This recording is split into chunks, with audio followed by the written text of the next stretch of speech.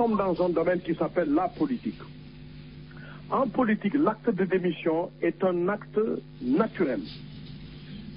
Vous regardez ce qui se passe dans le football. Lorsque un entraîneur met son équipe dans une compétition, arrivé à un certain stade, lorsque l'équipe n'évolue pas, l'entraîneur démissionne. Pourtant, ce n'est pas l'entraîneur qui est sur le terrain. Mais ça, c'est un usage en matière de sport, en tout cas en matière de football. Ici, c'est la même chose.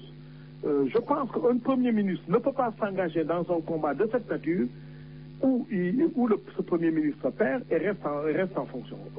Je voudrais vous rappeler que M. Ayrault, Premier ministre de la France, lorsque la France, enfin le Parti socialiste français a perdu les locales, alors que lui-même n'était pas candidat, M.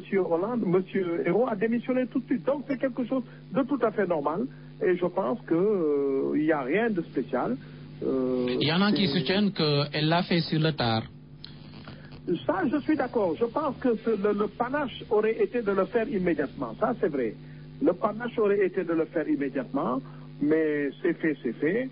Je crois que le président de la République doit maintenant... D'ailleurs, ça facilite beaucoup de choses, parce que ça entraîne la démission de l'ensemble du gouvernement. Comme ça facilite beaucoup de choses. Je demande au président de la République de prendre le temps nécessaire, n'est-ce pas, de consulter toutes les personnes qu'il faut consulter en termes de conseil, n'est-ce pas, en termes d'avis, et ensuite de monter le gouvernement. Monsieur Diaz, est-ce que cela n'est pas en porte-à-faux avec ce principe depuis le début de son magistère prôné par le chef de l'État, la patrie avant le parti, puisqu'on a l'impression que c'est d'abord le parti qui est sanctionné